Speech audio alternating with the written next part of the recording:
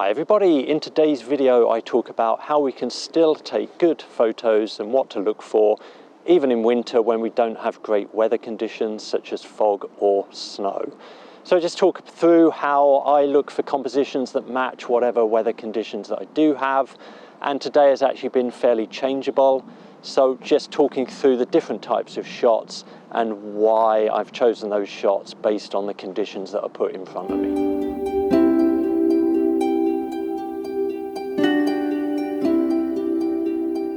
I'm just working on some shots with the scene that you can see behind me. In fact, what I'll do is I'll just show you on the back of camera what I'm looking at.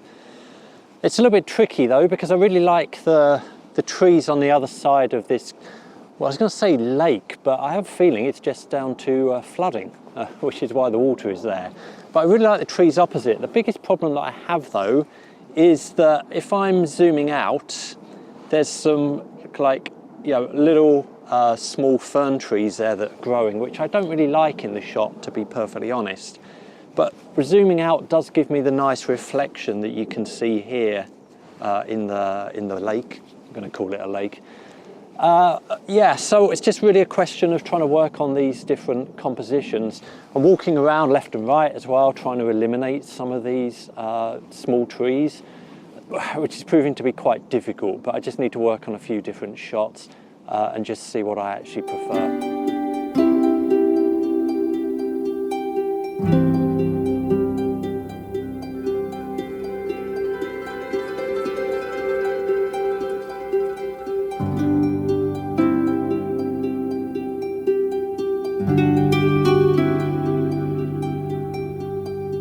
The weather forecast was wrong. It's actually come out quite sunny with some blue sky as well, which you can just see there if I tilt up.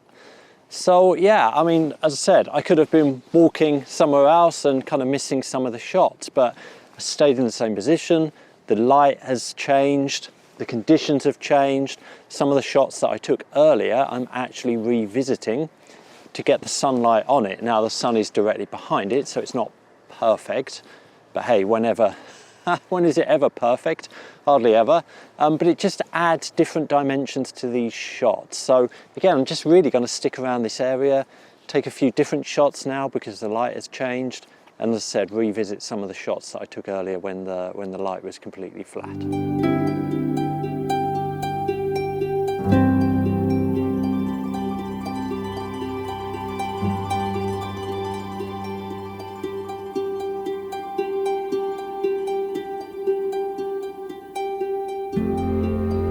For me, there's always something that you can photograph, regardless of the time of the year, regardless of the weather conditions. Yeah, no fog, no snow, etc. But my advice really is to get out into the field, look for compositions that really match the weather conditions that you've got. You know, as you see today, yeah, the weather conditions have been pretty changeable. So I've adapted as I've gone along. As the sun comes out, you know, taking different types of photos than I did first thing this morning. But it's always better to be out in the field, experimenting and trying new things, than it is kind of staying at home and just looking at all these kind of portfolio shots that people post on Instagram. As I mentioned before, you know, portfolio shots, yeah, 95%, if not more than that, of photography is going to fit into the non-portfolio category.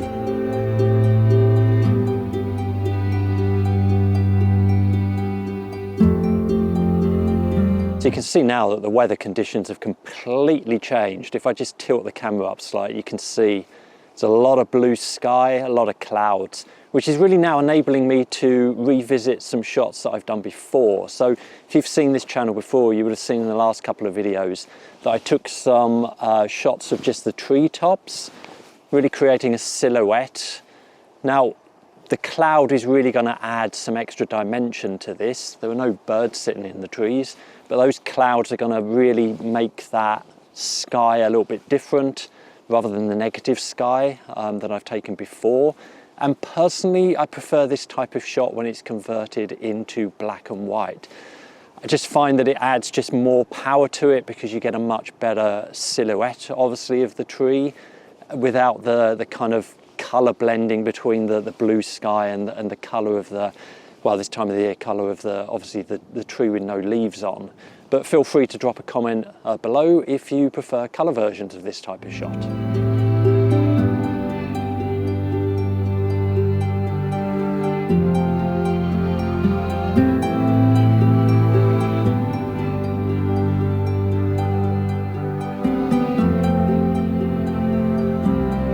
So I'm just sticking around this small lake here because there's some really nice things going on.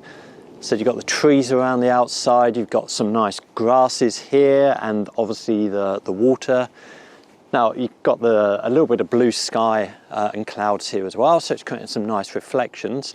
So I'm just really looking at what I can find in terms of, you know, digging in on the details, taking something a little bit different, and kind of eliminating sky really, and just focusing in, as I said, on certain aspects of things around this small lake.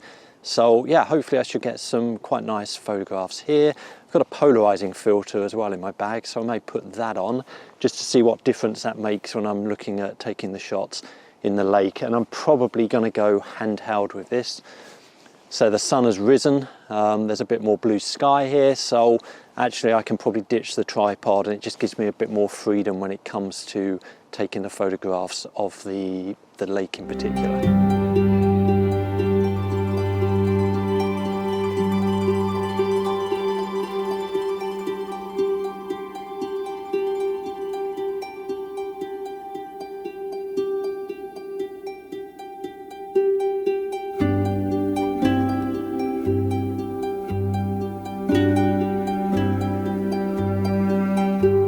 So there's a beautiful oak tree that you can see just over my shoulder here. Just trying to work out though, it's not going to be the easiest thing to photograph, mainly because, I mean, this is a classic example of where, you know, fog or even some rain would really help separate it. And I think actually also in autumn it would have been a much nicer shot. I think the only option really, because it's got some really nice branches and everything else, is perhaps even look at this as a black and white photo. The sky behind it is a mixture of kind of blue and clouds, white clouds, grey clouds. There's a little bit going on, but not enough really to add value to this photo. So the more I look at it, I think the more I consider that black and white is going to be my best option on this. But certainly a tree that I'm going to come back to in the future.